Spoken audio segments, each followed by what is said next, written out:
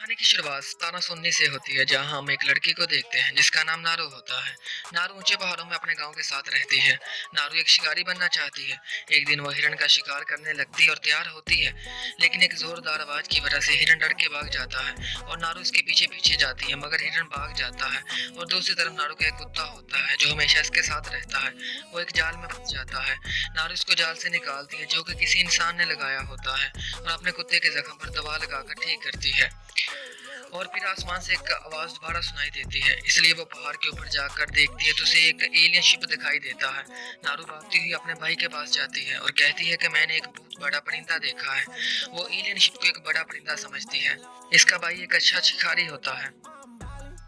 नारू अपने भाई से कहती है कि शायद ये मेरे लिए एक बड़ा मौका है कि मैं एक जबरदस्त शिकारी बनने के लिए। लेकिन इसका भाई कहता है कि इससे पहले तुम्हें एक बड़ा शिकार करना होगा, एक ऐसा शिकार जो तुम्हारा शिकारी और तुम्हें मारना चाहता हो। इसके बाद नारू अपने घर चली जाती है, जहाँ हम इसकी माँ को देखते हैं। इसकी माँ जड़ी बूटियों से दवाई बनाने में माहिर थी, लेकिन इसको अपनी बेटी का शिकारी बनना पसंद ना था। वो अपनी बेटी से कहती है कि तुम एक अच्छी डॉक्टर बन सकती हो क्योंकि तुम इस काम में माहिर हो, इसलिए तुम शिकार करना छोड़ दो। लेकिन वो नहीं मानती। इसके बाद नारू की माँ उसे एक फूल वाली जड़ी बूटी लाने के लिए भेज देती है। इसके बाद हमें वही स्पेसशिप दिखाई देता है जिसमें प्री डॉक्टर गायब हालत में निकलता है। आपको बता दूं कि प्री डॉक्टर एक शिकारी होता है, जो होता है इंसानों की तरह है, लेकिन इसका चेहरा किसी एलियन की तरह होता है। ये हर वो इंसान जिसके पास हथियार उसे मार देता है।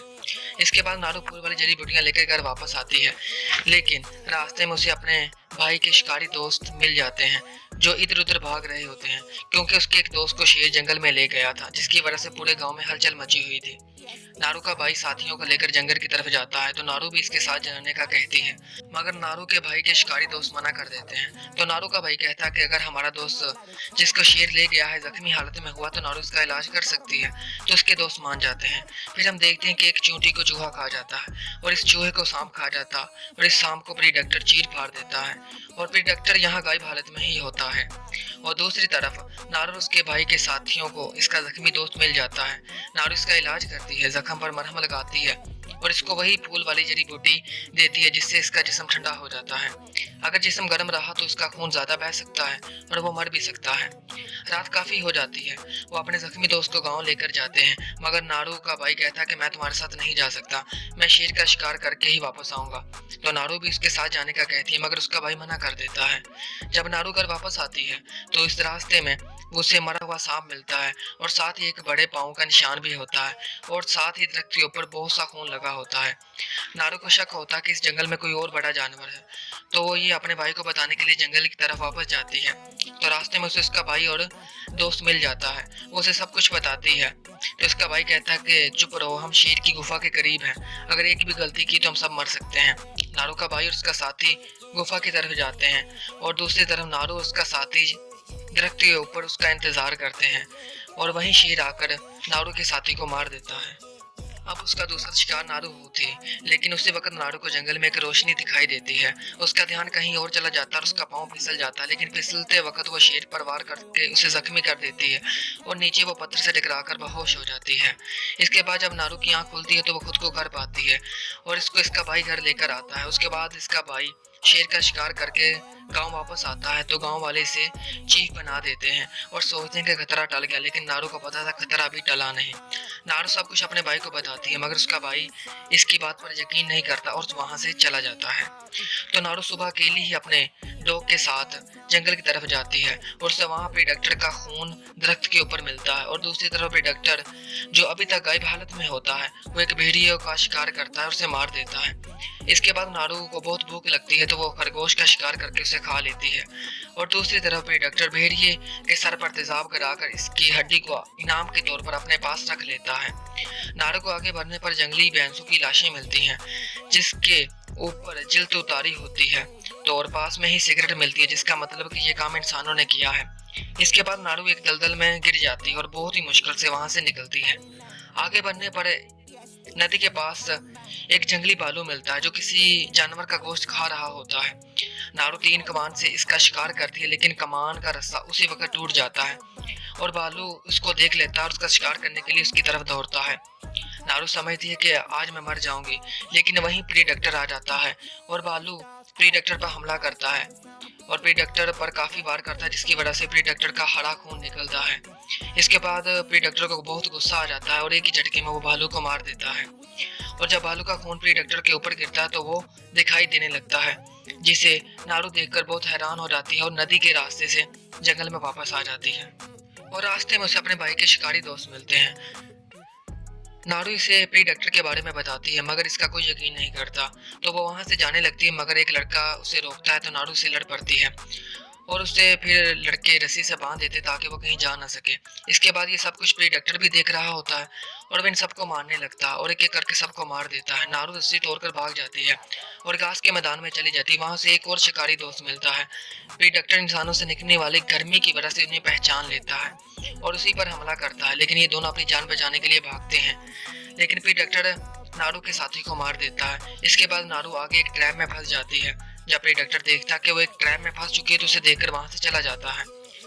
यहाँ कुछ शिकारी आ जाते हैं जिन्होंने ये ट्रैप लगाया होता है और इन्होंने ही इन जंगली भैंसों का शिकार किया होता है। ये शिकारी नारू को बेहोश करके अपने कैंप में ले जाते हैं। जहाँ उसे होश आता है तो वो खुद को बंधा हुआ पाती है। एक ट्रांसलेटर जो हर जुबान जानता है उसे बताता है कि प्रीडेक्टर ने हमारे बहुत से साथियों को मारा है, अगर तुम उसके बारे में जानती है तो हमें बता दो। लेकिन नारू कहती है कि मैं उसके बारे में कुछ भी नहीं जानती। इसके बाद इन शिकारियों का लीडर नारू के भाई को लेकर आता है और उससे काफी जख्मी भी करता है। इसके बाद वो नारू और नारू के भाई दोनों को एक दरख्त के साथ बांध देते हैं ताकि जब प्रीडेक्टर इन पर हमला करने के लिए आए तो वो इस पर हमला करके प्रीडेक्टर को मार दे। तो यहाँ पर हम प्रीडेक्टर को उसकी असल हालत में देखते हैं। इसके बाद प्रीडेक्टर आगे बढ़ता है, लेकिन इन शिकारियों ने रास्ते में काफी ट्रैप लगाए होते हैं, जिसकी वजह से प्रीडेक्टर का पांव उस ट्रैप में फंस जाता है। लेकिन प्रीडेक्टर बहुत ही ताकतवर होता है और एक ही झटके में अपने आप को छुड़ा लेता है। इसके बाद उसे इतना गुस्सा आता है कि वो काफी लोगों को एक दर्दनाक मौत दे देता है। नारू अपने भाई से कहती है कि प्रीडेक्टर ऐसे ही हमला नहीं करता, वो सिर्फ उन्हीं लोगों पर हमला करता है जिसके पास हथियार हो। इसके बाद नारू अपने और अपने भाई की रस्सी को ट्रैप की मदद से तोड़ देती है और नारू का भाई इसे कहता है कि मैं घोड़े को लेकर आता हूँ ताकि हम यहाँ से निकल सकें। इसके बाद नारू कैंप पे जाती है ताकि अपने डॉग्स को लेकर आए। इसके बाद प्रीडेक्टर अपने हाथ पर लगी हुई डिवाइस को ऑन करके वहां छोड़कर चला जाता है। जब शिकारी उस डिवाइस के पास आते हैं तो वहां से 3 उड़ने वाले बम निकलते हैं जो उसी वक्त फट जाते हैं और तमाम लोगों को मार देते हैं। इसके बाद नारू कैंप जाती है और वहाँ कुछ शिकारी होते हैं। वो इनको मार कर अपने डॉग को आज़ाद करती है और अपने डॉग को अपने भाई के पास जाने के लिए कहती है। अचानक वहाँ ट्रांसलेटर आ जाता है। वो जख्मी होता है क्योंकि उसका पाँव कटा होता है। ट्रांसलेटर नारू से कहता है कि अगर तुम मेरा इलाज करोगी मैं तुम्हें ये बंदूक दे दूंगा। नारू उसका इलाज करती है और उसे वही फूल वाली जड़ी बूटियां दे देती है, जिसकी वजह से इसका जिस्म ठंडा हो जाता है। और अचानक वहाँ प्रीडेक्टर आ जाता है और ट्रांसलेटर का जिस्म ठंडा होता है, जिसकी वजह से वो उसे नहीं देख पाता। गुजरते हुए प्रीडेक्टर का पाँव ट्रांसलेटर के पाँव पर रख देता है, जिसकी वजह से वो चीखता है और प्रीडेक्टर को पता चल जाता है और उसे वहीं मार देता है। और उसी वक्त नारू का भाई आ जाता है जो प्रीडेक्टर पर हमला करता है और उसका मांस नीचे गिर जाता है, जिससे लेजर लाइट निकल रही होती है। वो लेजर लाइट दरख्त के ऊपर गिरती है। इसके बाद प्रीडेक्टर डॉग और नारू पर हमला करता है, लेकिन उसके तमाम निशाने उसी लेजर लाइट के ऊपर जाकर गिरते हैं। तो नारू समझ जाती है कि किस तरह प्रीडेक्टर का हथियार काम करता है। नारू ट्रांसलेटर की बंदूक चलाने की कोशिश करती है, मगर इसकी बंदूक खराब होती है और देखते ही देखते प्रीडेक्टर गायब हो जाता है और नारू के भाई को बड़ी बेरहमी से मार देता है। नारू वहां से भाग जाती है और एक लड़की नारू की माँ को बताती है कि आपका बेटा मर चुका है। इसके बाद नारू एक शिकारी जो कि जिंदा बच चुका होता है उसे बेहोश करती है, उसका पाँव काटकर ट्रांसलेटर की बंदूक इसके पास रख देती है और खुद वो सारी जड़ी बूटियां खा लेती है, जिससे उसका जिस्म ठंडा हो जाता है। जब प्रीडेक्टर आता है तो इसके हाथ में बंदूक देकर उसे मार देता है और पीछे से नारू इस पर हमला करती है और इसका मांस नीचे गिरा देती है और लेकर भाग जाती है और एक जगह पर जाकर रख देती है। जब प्रीडेक्टर को पकड़ने के लिए एक जाल बनाती है। जब प्रीडेक्टर वहां आता है इस पर हमला करती है और अपनी जाल की मदद से इसे मारने की कोशिश करती है, लेकिन प्रीडेक्टर काफी ताकतवर होता है। वो इन हथियारों से निकल लेता है और इनके दरमियान काफी जबरदस्त फाइटिंग होती है। नारू इसके हर वार को जान जाती है क्योंकि वो जानती थी कि प्रीडेक्टर का जो लेजर लाइट है मांस से जो निकलती है वही इसका हथियार है, वही इसकी आंख है। जहाँ पर वो लेजर लाइट होगी वहीं पर उसका निशाना जाएगा। इसके बाद नारू चालाकी से प्रीडेटर को उसके मास्क के सामने ले आती है। जब प्रीडेटर इस पर निशाना लगाता है तो वो निशाना खुद इस पर लग जाता है, क्योंकि वो मास्क के बिल्कुल सामने खड़ा होता है और लेजर लाइट इसके सर के ऊपर गिरती है, जिसकी वजह से प्रीडेटर मर जाता है। इसके बाद नारू प्रीडेटर का सर और ट्रांसलेटर की बंदूक लेकर गांव वापस आती है और इसको न्यू चीफ बना दिया जाता है। इस तरह हम एक पिक्चर में देखते हैं कि 3 प्रेडेटर इस गांव में आते हैं। इसके बाद ये मूवी यहीं पर खत्म हो जाती है।